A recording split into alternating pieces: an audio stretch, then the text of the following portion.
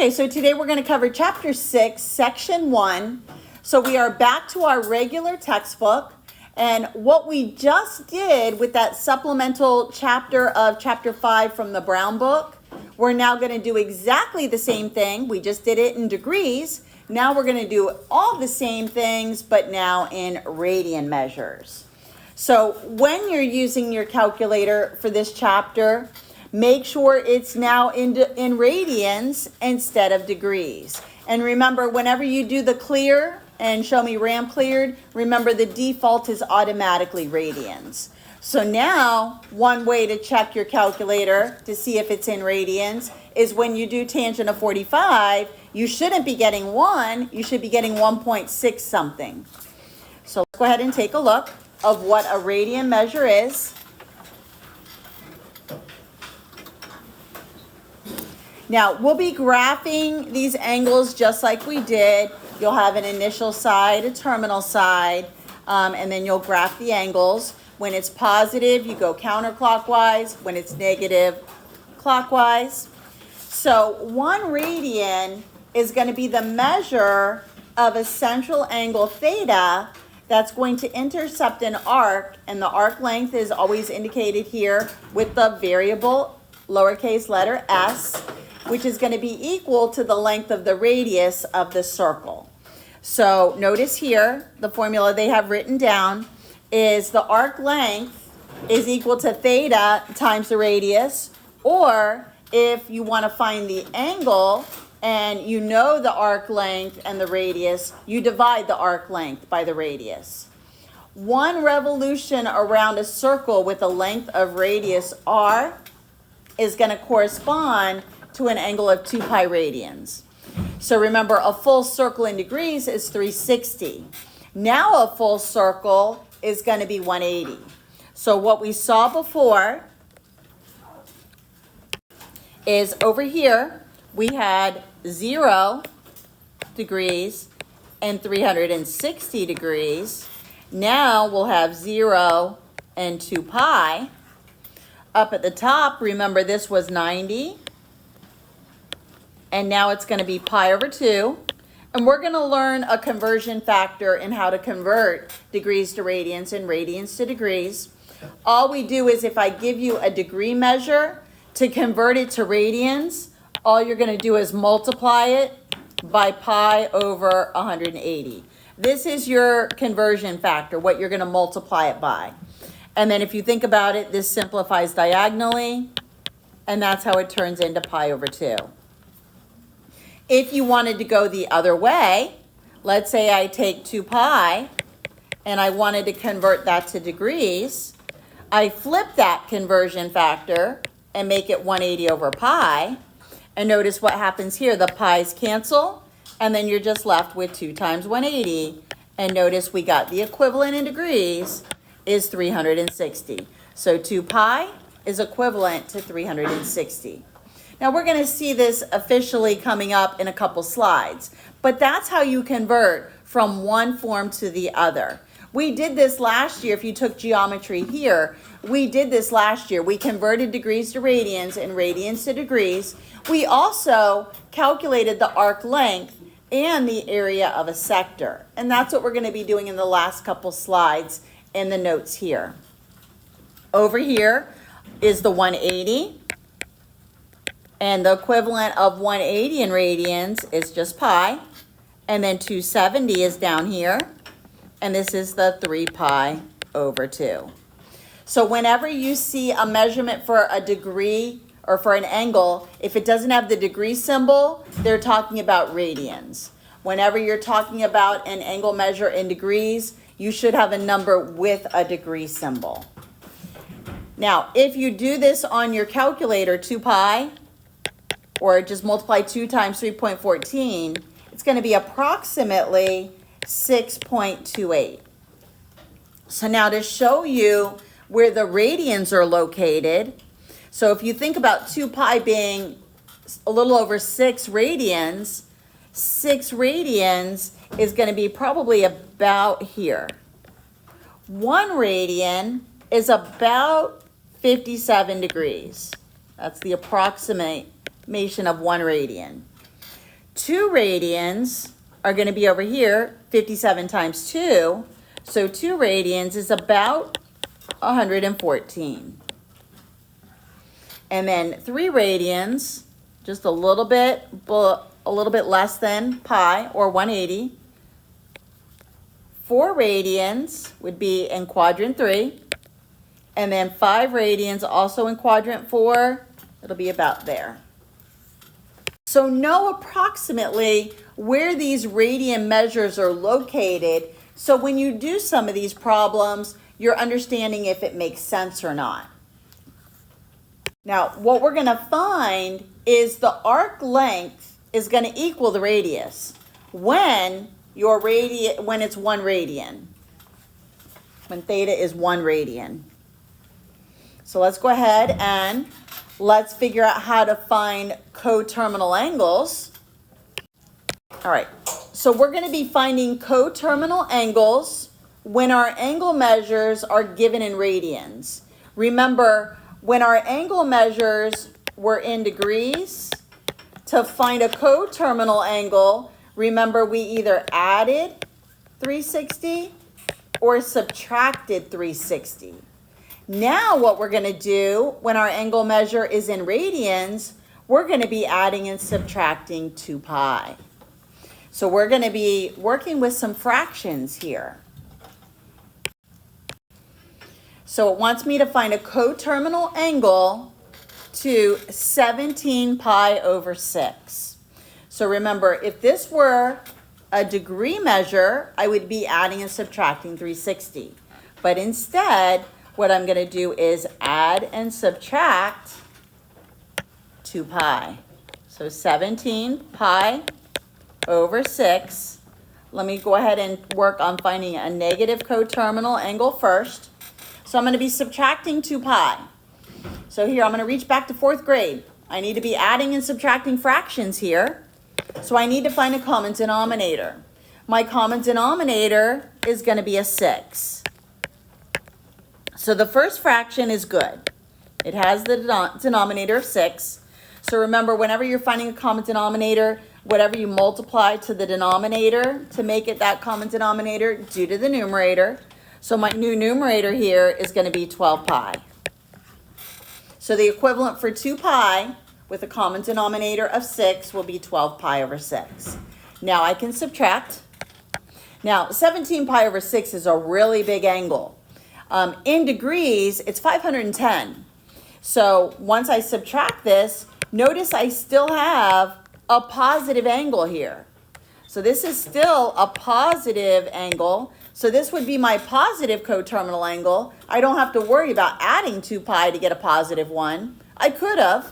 So now I need to do this one more time. So now I need to do 5 pi over 6. Subtract 2 pi. And again, remember, I already converted 2 pi with a common denominator. So remember, it's just 12 pi over 6. So now I finally have my negative coterminal angle. It's negative 7 pi over 6. Now, on the next slide, they're going to show us how to convert from radians to degrees. Let me just show you what this equivalent is in degrees. So 17 pi over 6, if I were to convert this and make this into a degree just to show you, remember you're going to multiply this by 180 over pi. The pi's cancel. I can also simplify this diagonal. 6 will go into 180 30 times, and then 17 times 30. This angle is 510 degrees.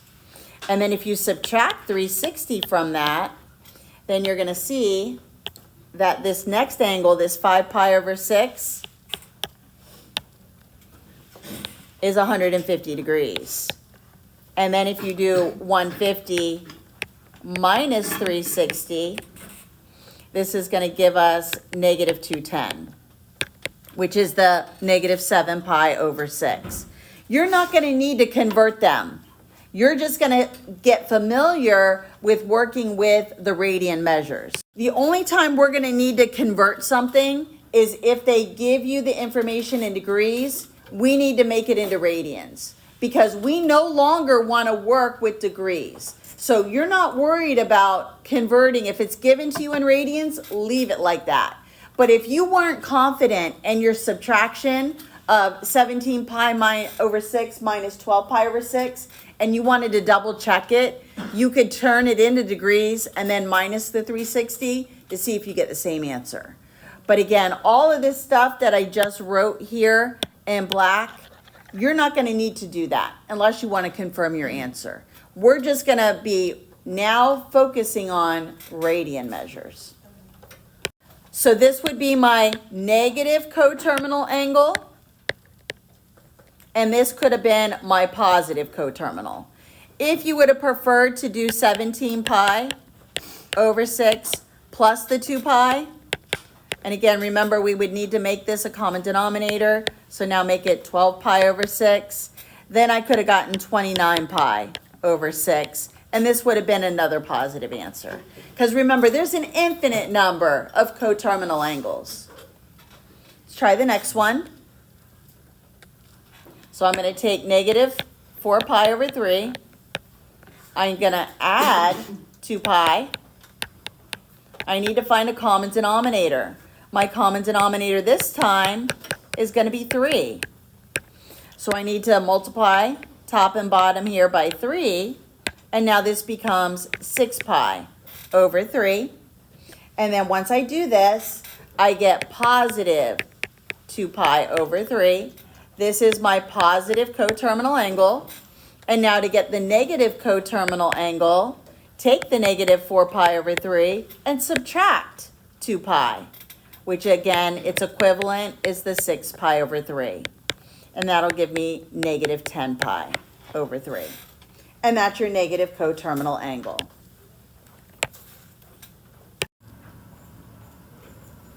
Pretty good. So again, 1 degree is equivalent to pi over 180, or 1 radian is equivalent to 180 over pi. So whenever you want to convert a degree measure to a radian measure, all you're doing is multiplying that degree measure by pi over 180. Or if you want to go the other way, radians to degrees, you take your radian measure and multiply it by 180 over pi. Now in the homework, when it says to give the angle measure exact, that means you want to leave the pi symbol. If it says round to 2 decimal places, then you're using your calculator and using the pi button. So for the first one, now we're going either from degrees to radians or vice versa, radians to degrees. So the first one, the first 4 are going from degrees to radians. So whenever you want to convert a degree to a radian measure, we're going to multiply that by pi over 180. Now, you can either choose to simplify diagonally, and I know that 45 will go into 184 times, and 45 goes into 135 3 times, so this is 3 pi over 4. If you don't want to simplify diagonally, then you would have multiplied straight across, got 135 pi over 180. You still have to simplify the fraction. Then same thing on the next one. We're just going to multiply 540 times pi over 180. And actually 180 will go into 540 3 times. So this 180 divided by 180 is 1. 180 goes into 543 times. So this equivalent radian measure would be 3 pi. This would be the exact answer. You would just type in 3 and pi. If it says to approximate it, then on your calculator, you're going to do 3 times the pi button and then round to whatever place they asked for. Let's try the next one. We're just going to take 45, multiply it by pi over 180. And again, either multiply straight across or simplify before you multiply. 45 is a multiple of 180, so 45 goes into 45 once, 45 into 180 4 times, and pi over 4. One last conversion of going from a degree to a radian. Same conversion, 90 times pi over 180. And again, I can simplify. 90 goes into 90 once, 90 goes into 180 twice. So this final answer is pi over 2. Now we're going to go the other way, from a radian measure to a degree. And all we do is flip it.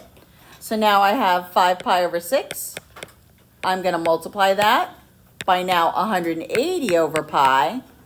When we go from the radian to the degree, a lot of times if your radian measure has a pi symbol in it, the pi's automatically cancel. And then if you can simplify this other diagonal, do it.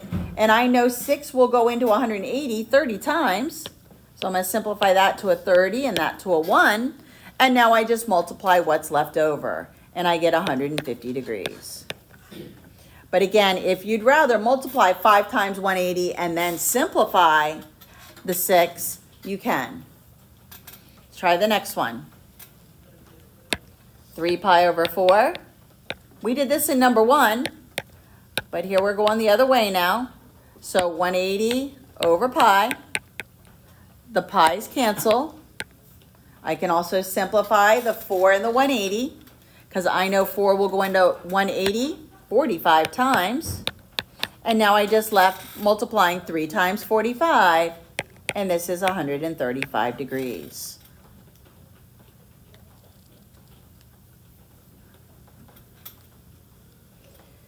Now, back to this question that's up above here, number 5. If you think about this, remember a 45-degree angle is like halfway through this first quadrant. And once we did this, if you think about it and you do this on your calculator, pi divided by 4, this is going to give you approximately 0.7854 radians.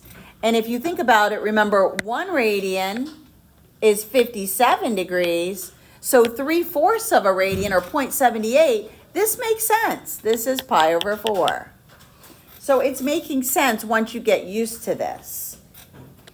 Now, the next ones, we're still in radians. If it's a negative angle in radians, negative pi over 2, we're still just multiplying it by 180 over pi. And then once we're done, a negative times a positive is just going to give us a negative answer. This simplifies. And then again, what was left behind here is 1s. And then I can also simplify the 2 and the 180. And this is negative 90 degrees. So if the radian measure starts out as negative, your degree should also be negative. Now, numbers 10 and 11. Notice these do not have a degree symbol. So these are radian measures. Notice they do not have a pi with it. So when I go to cancel or simplify, the pi is not going to cancel. So for example, on number 10, I'm still multiplying 5 times 180 over pi. So when you go to do this in the homework, if it tells you to leave it exact, all we're doing is multiplying the 5 times the 180. I get 900, and you just put it in as a fraction with pi in the bottom. So if it says exact, this is your answer. If it says to approximate it, then you're going to do 900 divided by pi, rounded to 2 decimal places, 286.48 degrees. Now, just to go back and show you on number 9, to approximate, for example, this negative pi over 2. So negative pi over 2 would be down here, or negative 90 degrees.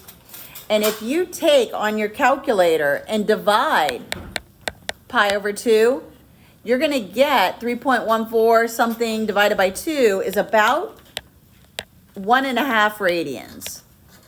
So if you think about it, a negative 1 radian would be here, a negative 2 radian would be here. So about 1.5 radians, it makes sense.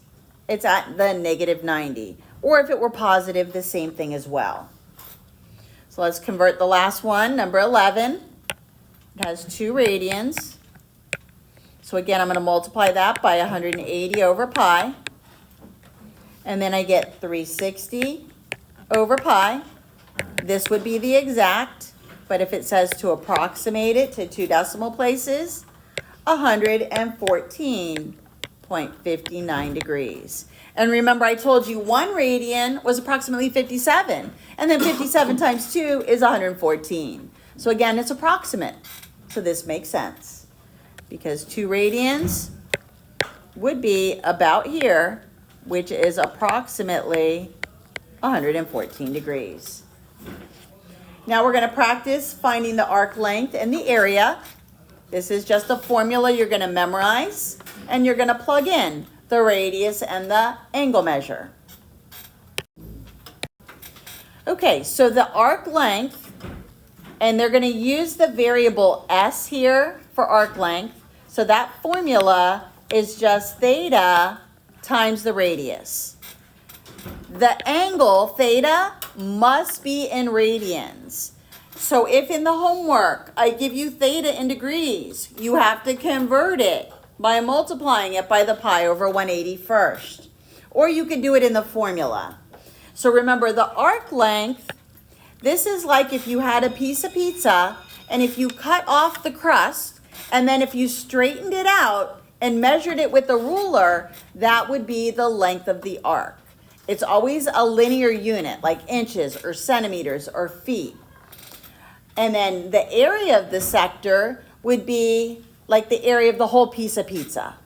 And that formula is 1/2 radius squared times theta.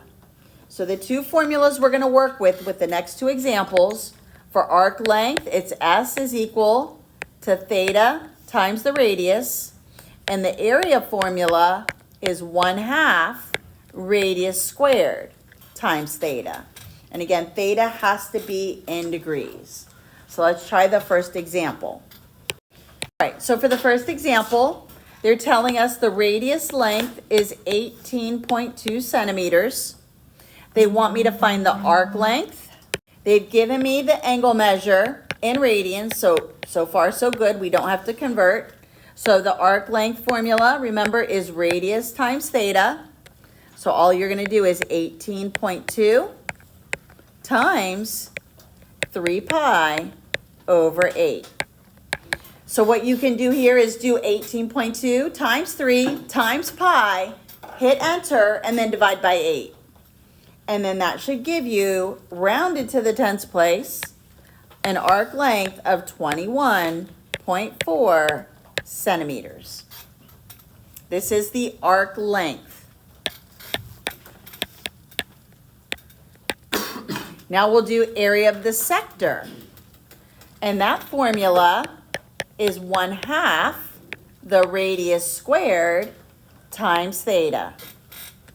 So I'm going to do 1/2 18.2 squared times 3 pi over 8. What I would do on this is I would square the 18.2, times it by 3, times it by pi, hit enter, and then either divide it by 2 and then divide it by 8, or just divide it by 16. So practice these with your calculator. This will approximately give me, rounded to the hundreds place, 195.12, and its area, so it's centimeters squared. So again, your formula for arc length, and you'll need to memorize this, is going to be radius times theta. Theta must be in radians, so either choose to convert it first, or you can go ahead and convert it within the problem. And then the formula for area of a sector is 1/2 radius squared times theta. So my radius still is 18.2. My theta, if you want to go ahead and do the conversion ahead of time, you would multiply it by 4 pi over 5. And this is going to give you approximately, rounded to the hundreds place, 416.25 centimeters squared. You could also do it within the problem, 18.2 squared, and then do 144 times pi over 180 right in the problem. Either way, but again, practice with your calculator so you're not getting confused on the sequence in order to hit the buttons.